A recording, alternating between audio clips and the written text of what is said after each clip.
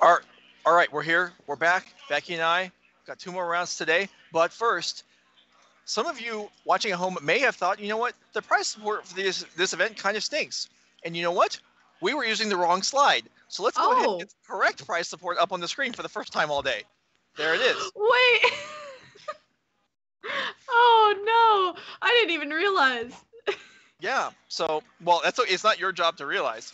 But, yeah. So there is the actual correct pricing for the event. Yeah, because it seems much better. Yeah, well, $1,200 for first place out of a $10K prize pool didn't seem like very much, did it? No. All right, so there we go.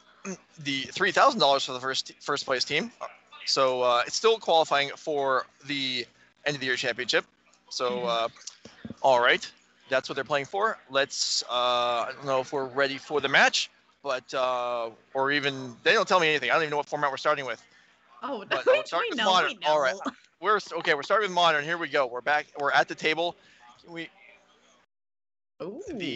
So we have certainly a team of players who have traveled in from some distance for the event in Andrew Elenbogen, Max McVety, and Clay Spicklemire versus a team of local players, Tomsovic, Peter Tragos, and Ricky Tovar, who used to be a local player but now actually lives in Southern California.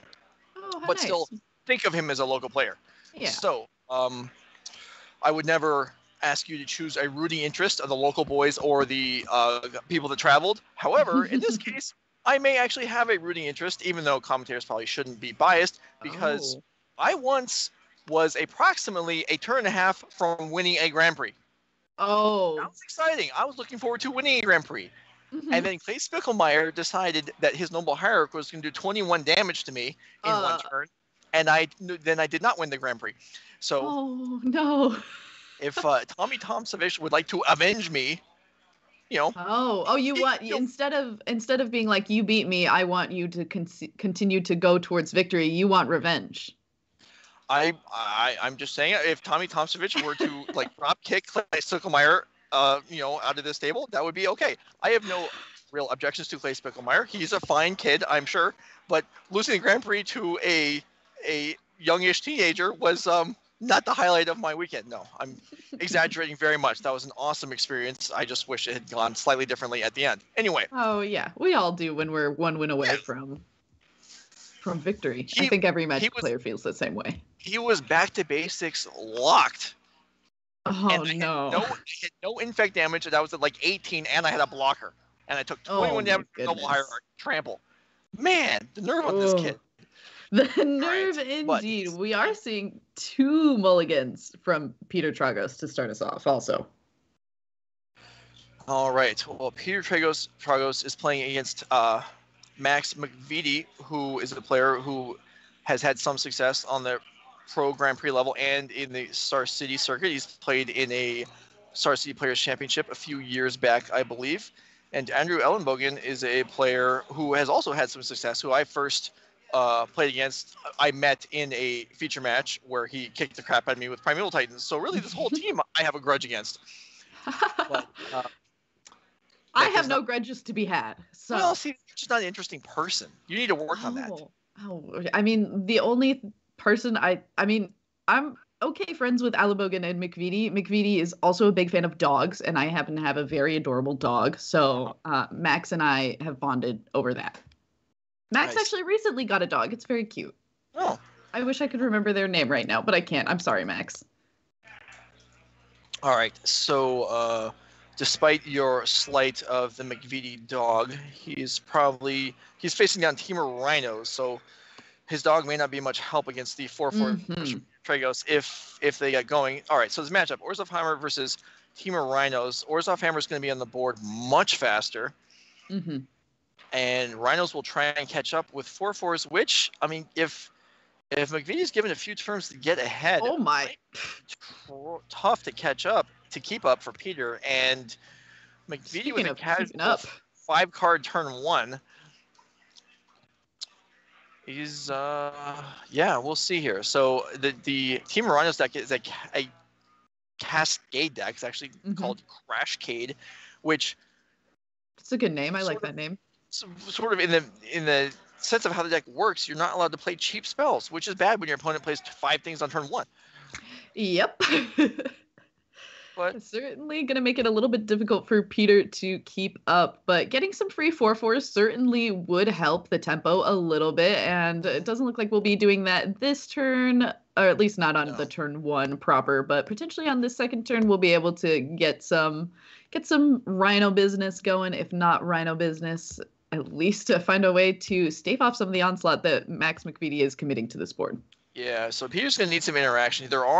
Even though this deck can't actually play any spells that legally cost 2 or less because of the way the Cascade works into the Crashing Footfalls, there are ways to cheat on that. Things like the backside of Brazen Borrower, which is Petty Theft, and Fire Ice, and Dead Gone. So Peter is going to be significantly aided by the ability to do something to the board before turn 3. Although Max's turn 2 wasn't on the level with his turn 1. Yeah, actually kind of a slow turn 2 considering how explosive it could have been, but we'll be able to activate this Urza Saga, I believe, to commit another creature to the board and hopefully just continue to keep the herd on it in a little bit of a different way going forward.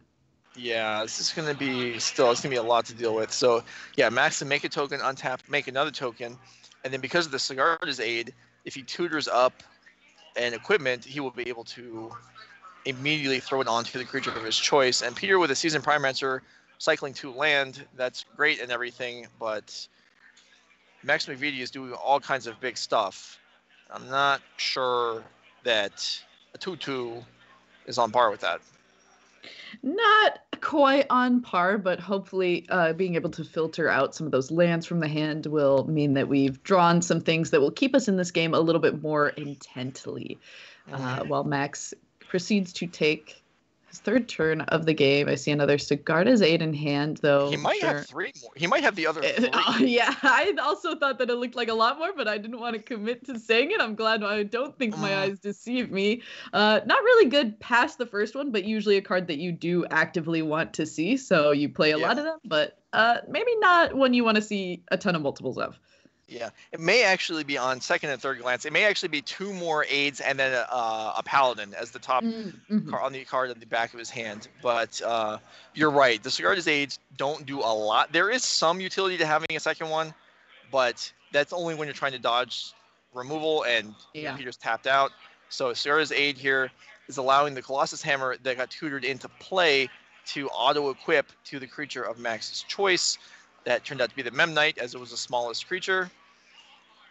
And I remember trying to play Sigarda's Aid in like a bad white-red deck in Standard when it came out in like Eldritch Moon. Okay. I was still new to Magic, so I was still in the mindset of, I have to brew all my own decks because doing what everyone thinks is good is not smart. Yeah, that's not cool. Yeah. What equipment were you cheating in there? As Peter draws Prismari Command, which actually matters, although I don't know if it'll be enough. I don't even remember what I was cheating in. I just remember thinking, this card seems good, and trying to do that. It must have been just a bunch of bad cards. Again, I was brewing my own deck, so not doing the most optimal plays in Magic the Gathering. Sure. Okay, you know what? Somehow, I think we're correct that Max didn't have all 3 other Sigarda's Aids, but I think he just drew it. Oh, so no. And a Thraben Inspector generating a clue. And it's a Max McVety clue, I believe. I believe it is also. Yes. Isn't that stylish? I mean that with no disrespect whatsoever. I have definitely used my own token on my own Batterskulls many a time. This is a beating. This is a lot of damage coming across the table, and I believe there's a Brazen Borrower in hand. There is, and there's a Prismari Command. So he could actually Prismari Command to blow up perhaps the Memnite, and then use the second half of it to make a treasure, and then use the treasure and his 4th land to petty theft one of the tokens. That's not terrible. Or we can scoop it up. Well, I mean, but he's still eating. Yeah, still eating a lot of damage and still not in a good situation to come back, for sure. He's not in good shape, but I do think that's I think that's enough. Like, I am one who is certainly willing to, at least online, to concede games rather quickly when they get out of hand. But I Yeah. feel like it's enough to potentially want to play on and see what Yeah. happens. Here we are, and that is it for that one. McVety takes game Whoa. 1. And all right, what's better, 2 Elvish Reclaimers or 2 Dragon Rage Channelers? Well, that depends. Is it a bunch of 1/1s versus 1/2s? Or is it 3/3 flyers versus 3/4s? I think they're 3/4s at least. Yep, on I think one so. side, but no reach. So Tomsovic at 10, potentially he could actually. I'm not sure these life totals are from this match or the other match, but there's usually a lag for the spotter to the life total switched over. So we'll see what happens there. But if this is correct, Tommy doesn't have too many life points to work with. And if they become flyers, which they're close to being. What do we see there? We see... It's a sorcery instant land, I believe. Yeah, okay. So we're close, but not quite. And if they start to fly across, it could be disastrous for Tommy Tomsovic. Right, but if they don't... What a cool name. If they... we're talking about Dragon Race Channeler or Tommy Tomsovic? Tommy Tomsovic. Or play Spicklemire. There's all kinds of names. Yeah. Tommy Tomsovic has played in Nerd Rage for... I believe he got... he did very well in one of the events last month, and he's played Nerd Rage events for a long time. He's played in their championship before a couple once at least. All right, so we saw Wasteland on Thespian stage, and Arctide Regent. All right, so these Dragon Rage Channelers are definitely not flying, and okay, this, even though that's a big flyer, Tommy's position is probably improved, given that there's very little chance he dies. Well, he could die next turn, but it seems very unlikely. Yeah, Tommy got second in Legacy last month, and was actually had a conversation afterwards with owner Norman Cohen. It's like, oh, you guys are dragging me back in. Now I have to compete for the championship again. It's like, I thought I was out, but no, he felt committed, and now he's back here for the team event, playing with some old buddies, Ricky Tovar and Peter Tragos. And okay, we have a Swords of Plowshares. We have a Green Sun Zenith. I know I saw earlier. And Tommy Tomsovic is... I didn't see Clay Spicklemeyer's cards, but Tommy is definitely in this game. And Murktide is gone. No graveyard means those regular challengers kind of stink. And see what else Tommy's got for this turn. Kind of impressive that Clay Spicklemire unboxed those Wastelands that I'm pretty sure just went out this week. So probably just got those cards. Nice to see those get some play. But as you mentioned, these Dragon Race Channelers not close to becoming any bigger, but these Elvish Reclaimers certainly are packing a punch. Yeah, let's get in there for 6. And Green Sun Zenith for 1. Potentially finding another one? Sure, why not? Yep.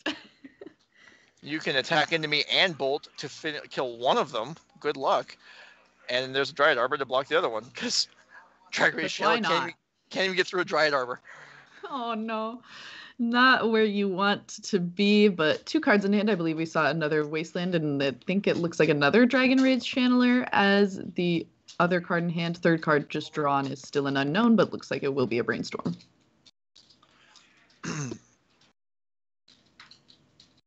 All right, flipping Daze doesn't... Delver in it. Was that Delver in the Daze? I think so. So that's halfway there. If there's a fetch land, then he might be able to get going. But even then, he's still under some pressure here. All right, I feel like both these matches are fairly compelling at this point. What do you think? You want to stay here, or should we go back to Modern? I think we should go back to... I kind of want to stay here. I want to know if the Dragon Rage Channelers or the Elves win. All right, we'll stay here. So chat at home, if you're upset with that decision, you can tweet at Beky and be like, yo, lady, what are you doing? We're trying to watch Modern. It is at Beky Bear. Beky is spelled without a C, and you can send all of your formal complaints there, and my assistant will handle them. Yeah, or you could send your complaints to me, and I will forward them to her. Yes, that works as well. I'll multiply them and then forward them along. All right. So, Clay Spicklemire working on this brainstorm, trying to get these Dragon Rage channelers into the air, which is where they belong. Where they belong, but hard to get them there. Yeah. I wonder if well, yeah, with Tommy at 10, so there is like the potential of like you can try and grow them post combat so that they don't have to attack and you can have them as blockers, but I don't think that plan's gonna work. Here's an iteration, okay. Clearing out one of the brainstorm cards. Okay. And that does mean that the Mark Pool new wasteland that we just saw, if not from this Misty Rainforest that we're now putting in there, we had multiple ways to be getting to some Flying Dragon Rage channelers. So at least there's that, and at least we're able to get some damage going back the direction of Tommy Tomsovic, despite the what do you call a group of elves? Well, is there a name for that? I mean, those names are all for like real life animals that, actual studiers of animals, things. like, zoologists and,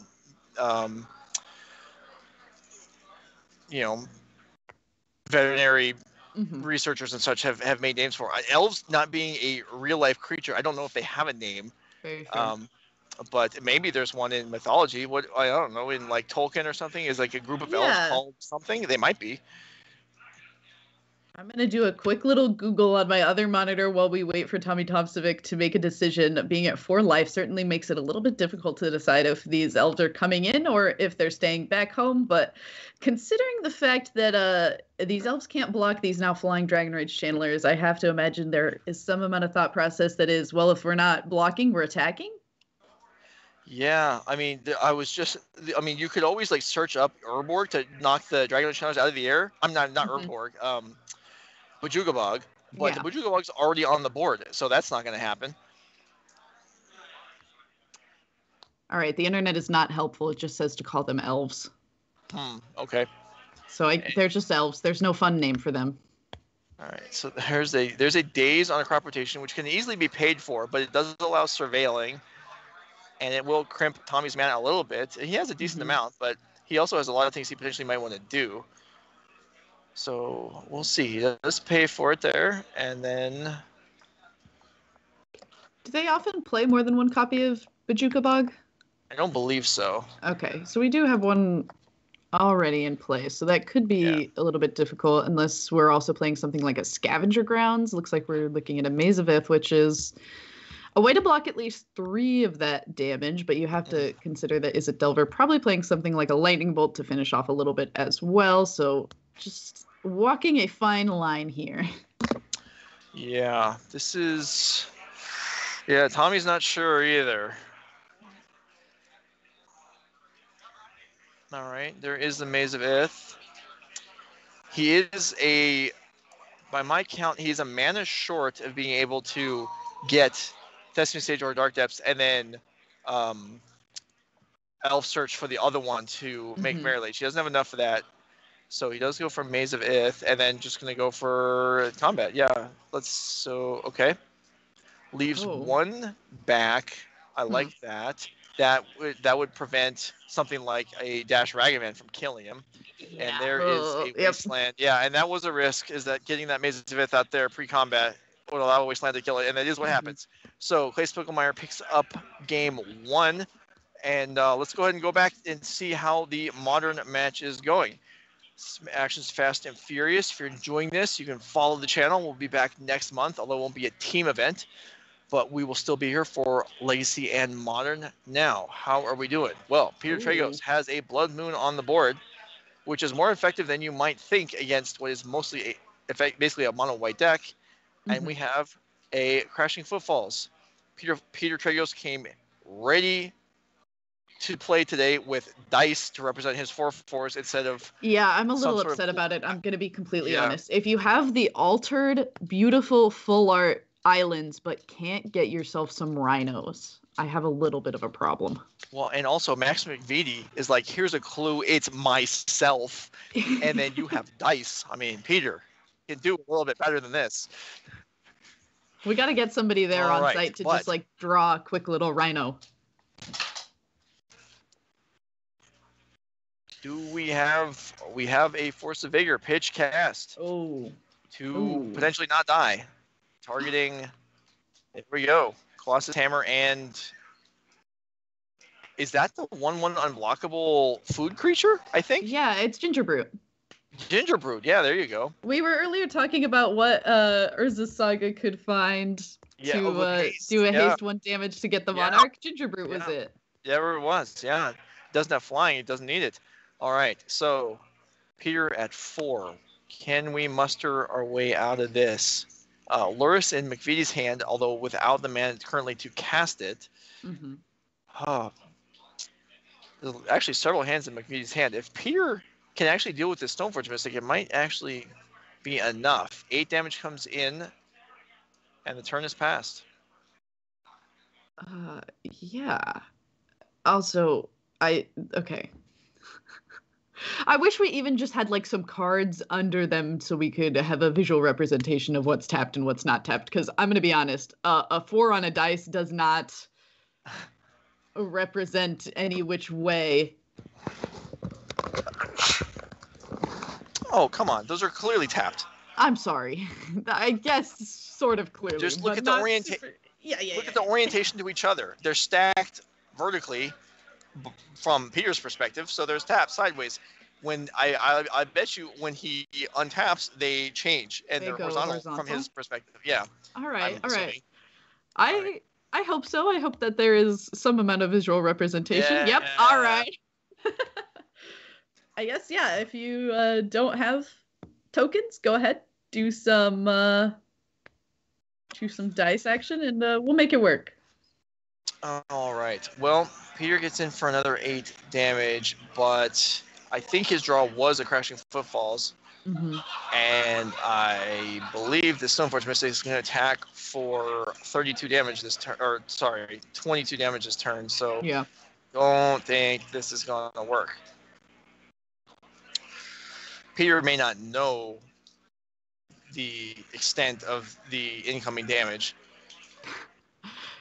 That's kind of how the Hammer Time deck wants to work, though. You don't want your opponents to be able to anticipate too much of it. Yeah, all right. So Peter passes with his creatures back to block, but this isn't. I mean, he knows about the Shadow Spear, and yeah, he double blocks, and Shadow Spear, he'll be okay, but Colossus Hammer, he will not. Shadow Spear giving lifelink and trample. Yeah, I actually thought there was a second hammer in hand, but I was wrong. So this is only 12 damage, which is exactly enough. Exactly enough. Which is Max did do that little double count just to prove it too, and I believe that does mean that middle match is going the way of Elenbogen, McVety, and Spicklemire.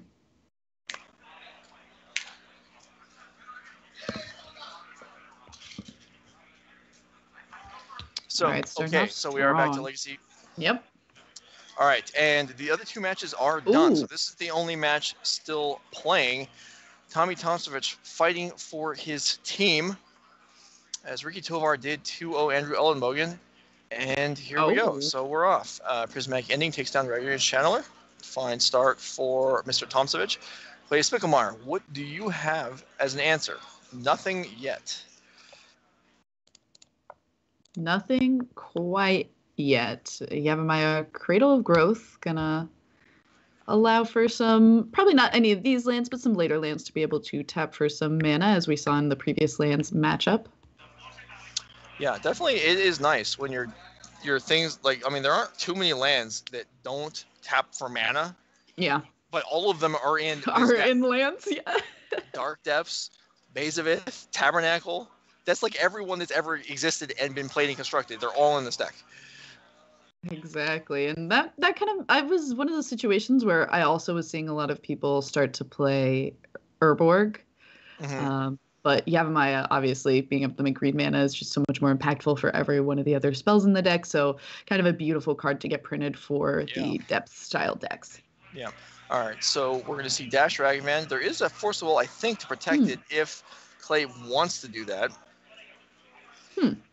Tommy does have at least a Sword Supply of Shares. Actually, he has a second one. I do actually agree also with this decision. We do have the force backup, but I like kind of holding the force for something else and just saying, okay, the Ragavan can die. Like, Yeah. dashing is fine. If we're able to connect, it's cool. If not, also fine. Just getting resources out of the hands of Tommy Tomsovic. So I believe Tommy's the rest of his hands. I think there's a Swords of Plowshares and an Endurance, although I'm not 100% on that one.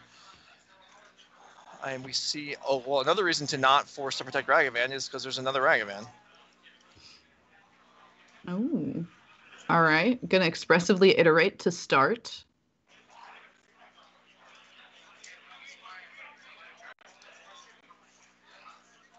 Certainly getting another creature would be very nice after we've just seen Swords to Plowshares used to remove the previous Ragavan, kind of feeling like maybe some of the shields are down, can safely play something like this Dragon Rage Channeler, but I believe there is another Swords to Plowshares in the hand of Tommy. There is, and yeah, Clay has this second Ragavan, or another Ragavan, so Tommy's got a few tools, and if it is an Endurance, I mean, Endurance, it can deal with either one of them. More effectively, probably with Dragon Rage Channeler. But let's see. We'll see what. Just get all the volcanic islands into play. Yeah, sure. If you're gonna get choked hard. Just give them all. All right, Dragon Rage Channeler in. I think the monkey will be the final play of the turn. Yeah. Yeah. All right. So Tommy, I feel like has to do something now. He can't just untap with all that mana unspent. Now he has several options. Well, a couple at least. Crop Rotation, Swords of Plowshares, and is gonna do nothing. Oh. Wow. Okay. I am interested to see how this plays out, but I question that. Yeah. Against a deck that has taxing counters, saving all your cards to spend at once is worrisome. Especially when you're going to near next turn and you don't even have a land to play. Yeah. Potentially that was the hope, was to be able to just play a land and kind of just like move into a controlling sort of strategy going forward, but we are not even seeing that get to be the case. Yeah. So so what Tommy, I would guess what Tommy's hoping for here is Endurance to make the Dragon Rage Channeler's attack irrelevant and then block the Ragavan. That would be a nice play. Good. Yeah. But now Clay's doing all kinds of stuff, and the odds of whatever Tommy decides to do resolving are decreasing.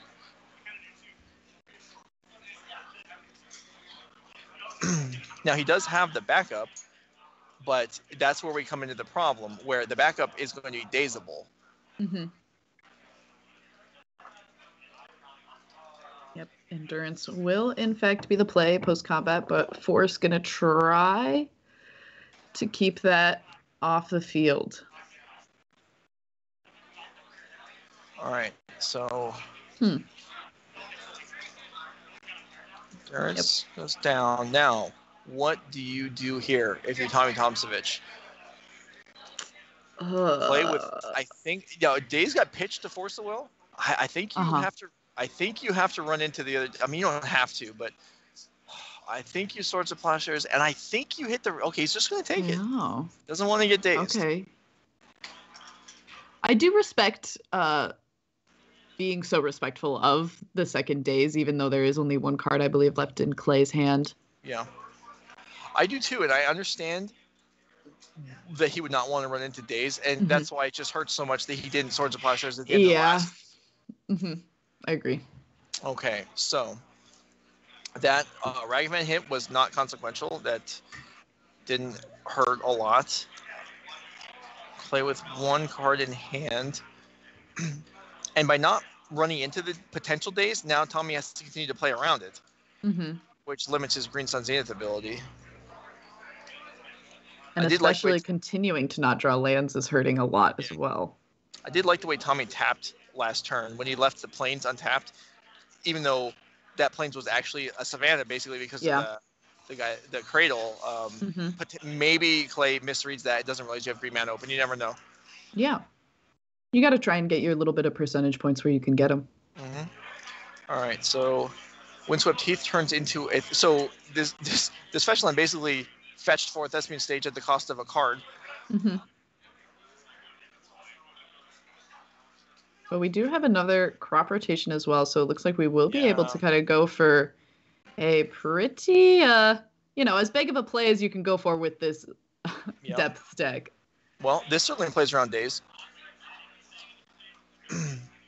And with this Dark Depths conveniently making mana, Tommy still has a Plains untapped. And Merit Lage come into play. And I'll bet Tommy isn't using a 20-sided dice. That would be kind of funny, though. I mean, that could be like the team theme. But no, there's an actual Merit All of our Lage. tokens are dice. Yeah. We're team coverage friendly. We got some flip cards in limited, and we got some dice in constructed. All right, so play Spicklemire, brainstorms. Do we find an answer to Merit Lage? Or is Dragon Rage Chandler going to attack in? Beyond blocking duty, maybe? Yeah. Well, Dragon Rage Chandler doesn't block. It attacks and dies. But even if that were to happen, I wonder if Tommy has to block the Ragavan, because if the Ragavan flipped over his Swords of Plowshares, that'd be pretty humiliating to lose your Merit Lage to your own Swords of Plowshares. So lots of considerations even in that minor little thing. Let's see, or is Clay just going to pack it in and go to game 3? Time might eventually be a factor. I don't know where we're at as far as the round. I can't see the clock from here. But we'll find out for you guys, as this is, generally when we see a team event and the other 2 matches are done, it becomes a consideration as to how much time is left. Yeah. We're just digging and digging and digging here. Okay, there is plenty of time left where you get the word. There are 16 minutes remaining for these players. So that should be ample time for a potential game 3, as it looks like Tommy Tomsovic is strong here, although a submerge, I suppose, would work. Oh. Actually, I don't know if Gavamaya Cradle of Growth, I think all your lands just make green mana. I don't think they're actually forests. So a submerge wouldn't even work anyway. And he does block the Ragavan to prevent the Swords of Plowshares, and Tommy Tomsovic evens up this match. So not only is it 1 game to 1, it's a game each and a match each. Yep. So we have Spicklemire and Tomsovic playing to decide which team advances to 5-1. This is cool. This is good stuff. This is what we're here for. Yeah, this is a big part of why you play in these team events, is to kind of end up in these situations where you're waiting on your one final team member to be like, all right, it's all on you. I mean, that's just like adding an extra level of tension to how everyone usually plays Magic anyway. So just going ahead and bringing us to like the most extreme game 3 of all time. I believe we will be seeing Clay Spicklemire be on the play, which is pretty good for the Delver deck. So that's potentially going to be a little bit difficult for this green-white depth deck to be able to kind of run with, but we'll be seeing. Our players are going to shuffle up and see if they can bring us a very heated game 3. Yeah, hopefully. I mean, not only do they have the pressure from the teammates, they now later on they'll find out they have pressure from you, because you just told them this match has to be an all-time match. So that's a lot to live up to. But yeah, so if you're playing in the situation, I mean, do you feel? I mean, most people haven't played in very many team events, so it's but like. Do you like? Would you rather? Do you want to be the one playing, or do you want to be the one watching your teammate play and just there to like helpfully pitch in comments occasionally? No, yeah, I'm commenting occasionally. I don't want all of the pressure to be on me. I definitely am like a freeze up in certain situations, or like play loosely if I'm feeling extremely pressured. So I definitely wouldn't want to be one of these players kind of waiting for the rest of my team or waiting for just to shuffle up and get into this game with the rest of my team watching me. It would make my nerves a little bit heightened, and I would not super want to be in this situation. What about you? Well, I don't mind either way. I think most people feel like they're more attentive. They catch more things when they're not playing, when they're just watching. And I think that's just because even though it feels like, well, there's only so many things on the board, it's easy to lose track of them because you're focusing on different things. And I wouldn't mind being the one playing as long as I have other people to point out things like, don't cast Boil because have 5 islands in play. That kind of thing. Like if you have, it's just the obvious interactions where it's like you have Dryad Legion Grove. You can't cast Boil. You'll Armageddon yourself. Ooh.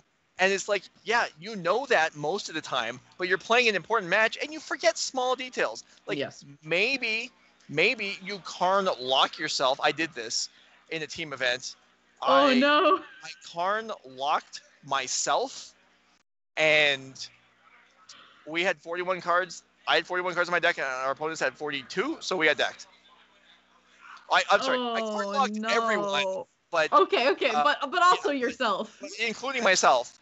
And we were 1 card behind, and it didn't occur to me that so I needed someone else to point that out to me. So kind of the random blunders where you just flub an interaction and then you feel like an idiot. That's really my life, but still it applies to Magic also. We've all been there. We've all been there. Yeah. All right, so here we go. Game 3, Spicklemire and Tomsovic representing their teams. Legacy representing the formats. And no 1-drop for Spicklemire. Has to be happy for Tommy. I feel like it's kind of wild to see the Legacy players taking the longest in this game. I feel like Legacy usually wraps... It's one or the other. It either wraps up really quickly or is the last one to finish. Maybe. I don't know. That's also kind of, the cards are more powerful generally, so you feel like, well, they could do more things. But like we saw, McVety played 5 cards on turn 1 of that one game, so I mean, he wasn't bound to be playing very long. And I feel like if you talk to someone who doesn't play a format, if someone doesn't play Pioneer, they wouldn't assume Pioneer's over quickly. But if someone doesn't play Vintage, they're going to assume it's all turn 1 kills, even though that's not really how things go. But yeah, I mean. Certainly, I wouldn't fault anyone for thinking that the Legacy match would be the first one done as opposed to last. And Limited is kind of the oddball. Like, who knows how fast a Limited game's going to take. 2 Mox Diamonds. This is not a hard, efficient play, but it is a play. Yeah. Oh, starting off with a Knight of the Reliquary. Okay. Yeah, and that is not getting bolted, as that is a 5/5 already. And it looks like it's in play. So now I believe Tommy has a Sylvan Safekeeper in hand. So he has a choice. Do I play the Safekeeper in hand and run into a potential daze, or do I just sit on it and leave my Knight vulnerable? Vulnerable to what is the question. I'm not sure about that. So so he just holds it and is in there with his Knight. Looks like we did not get this Delver to flip, unfortunately.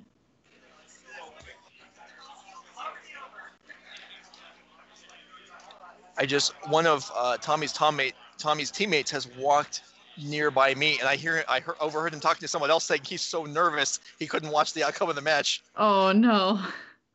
So he's not one of the people that sits there with little comments to try and help you out. He's just like, I'm out of here. All right. That can be some of the hard parts about this too. Is if you just like aren't a Legacy player and you're like, oh, maybe like my insight isn't going to be the most useful. Maybe it's better for me to just take a step back. Yeah, sure, definitely. All right, so. Clay does not brainstorm on upkeep to flip. He decides to go for the more card advantage play and give up the potential attack, which he does end up doing as the Delver does not flip. But Clay may determine that dealing with the Knight is more important than the Delver attacking this turn. Oh, this Knight of the Reliquary is surprisingly, surprisingly potent, actually. Yeah. That's a big boy. It's 6/6 with counting the fetch land in play. And yeah, Clay, I mean, Tommy spent a lot to get this on the board quickly with those 2 Mox Diamonds. But Clay's place to play is really slowed down as he considers how exactly am I going to deal with this?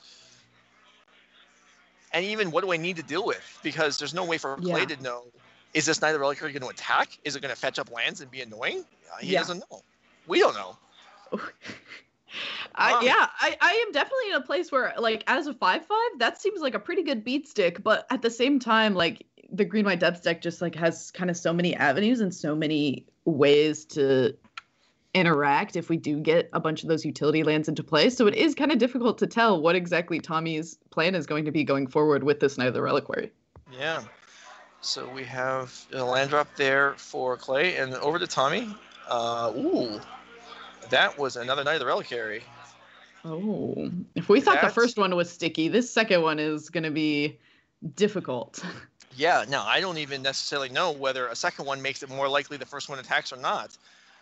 But jamming this out pre-combat, yeah, I think, so you see the Knight of the Reliquary, yeah. Base 2/2, +1/+1 for each land in the graveyard. I don't think Clay's going to be removing any lands from Tommy's graveyard. And sacrifice the forest or plains to search for any land. There is potential for these knights to sack lands into fetch lands and just put more lands in the graveyard and get bigger for eventual attacks. But being able to potentially start as a 6/6 swing, that's enough. Like, if we attack here for 6, and then that's what we're going to do. An attack for 6 and then a double attack next turn's already going to be putting Clay close to death. So there's no real reason to wait and get bigger. Yeah, I actually like kind of going for this aggressive attack. If you weren't able to remove it a little bit ago, knowing that a lot of these Izzet Delver decks don't play a ton of ways to get rid of things from the graveyard, and just saying, okay, well, I've got these kind of accelerated giant creatures in play very early. Let's just go for it. Yeah. All right. So there is the Delver flipping off a Ponder, and Clay Spicklemire is going to need some help. Not only does he need answers to the knights, he doesn't have. I mean, okay, the Delver slipped now, but that's just, that clock is not significant based on, compared to the current state of the game. Yeah, it's one of those things where you kind of, with how cards have been getting more powerful, you are always hearing like, oh, people aren't even playing Delver anymore. So every time I see a Delver, I'm like, yeah, it is kind of just slowly getting outclassed by a lot of these newer creatures. Knight of the Reliquary, not exactly a new creature, but is certainly working very nicely with the hand that Tommy Tomsovic had. Yeah, Knight of the Reliquary, one of the all-time underrated creatures probably in Modern and Legacy, where it's just, people play with it. If it's like doing all kinds of crazy things, you're dying to it, but the rest of the time you're just like, this creature stinks. It's not good. But it is. It does all kinds of work, and I do that too. You just kind of ignore things sometimes, and we have a Murktide, and that's... It's still not as big as these Knight of the Reliquaries. Yeah. It's not big enough. It can trade with one right now, but how long is that going to be for? Like, we're so close to just, like, we have a crop rotation in hand. If one does get blocked, we have such an easy avenue to be able to get these Knight of the Reliquaries to a way to just, like, aggressively take out this Murktide Regent. So even though this, like, extremely good value mythic rare from Modern Horizons 2 that everyone is just shoving all these MH2 cards into their deck, and Knight of the Reliquary's been around for a while, and we're just going to show that it's still just as powerful. Yeah, and there's a Sylvan Safekeeper, which is going to allow another way for lands to get sacked anytime Tommy wants. Tapping the Mox Diamond for the Safekeeper is interesting. I'm surprised he didn't tap the Forest, but okay. Because if he ends up sacking a land, he may as well have... Now he's going to be sacking untapped land. Unless he's not attacking with the Knights this turn, but... But why not? I don't know. Yeah, I mean, you have to sack a land to get through the Murktide, but... I don't think you're... like, if both creatures block one Knight, are you sacrificing 3 land? All your land to trade with both? I don't know about that. Yeah, I don't know about that either. Here comes an attack. Here... Thinking about it. Keeping those fingertips on the cards to be able to take it back, but is going to go ahead and commit to it and play very quickly, deciding to just throw this Delver under the bus. Yeah, well, Clay had plenty of time to think about what he wanted to do there. It was more of... That's true. And the decision he made was the one that didn't make Tommy think about anything. If the Murktide blocked or if there was a double block, then Tommy would have had to put some thought into it. But as it was, Clay gave himself the most potential, but also made things easier on Tommy, at least as far as... Yeah. Okay, so what do we have? Another Murktide would grow the first one to be big enough to block, but there are not many cards in the graveyard right now, so that Yeah. would be difficult to do. Ooh. Immediately looked at the 3 cards on the expressive iteration, but then kind of took a peek away from them, shuffling them in hand, maybe wishing that they were different cards. Yeah, we'll see. We'll see. No choice to shuffle or and that's it. Yeah. Spicklemire says, I can't stop these knights. And I don't know if that bled through the microphone or not, but that was It certainly did. Ricky Tovar, who had wandered over to our side of the room, celebrating the fact that Tommy had won that match. And so their team had won. So the team of Tomsovic, Tragos, and Tovar advances to 5-1. Pretty good. That was fun. That was good. That was good times. I'm enjoying this. Hope you're enjoying it. Hope you at home and Becky yourself. I was actually talking to you, but realized that could be directed to the audience as well. I'm having a good time. I hope the audience is too as well. I'm glad. I'm hoping you guys are enjoying it. We've got one more round of Swiss today that will confirm our top 8. Then the 8 limited players are going to draft, and that will not be we will not be broadcasting the draft. The 8 limited players will draft, build their decks for tomorrow, and tomorrow morning we'll come back. We'll play out the top 8 elimination rounds, and then get kickstarted on we'll catch up to the modern event is going to start. We will miss the first few rounds of it while we're covering the elimination rounds of the team event. Yeah. Shane Dannon will be here for that, and then tomorrow afternoon Becky will be back to finish out the modern Swiss and then play out that top 8. So if you followed all that, basically we're going to have a lot of Magic today and tomorrow. So I hope you're enjoying it.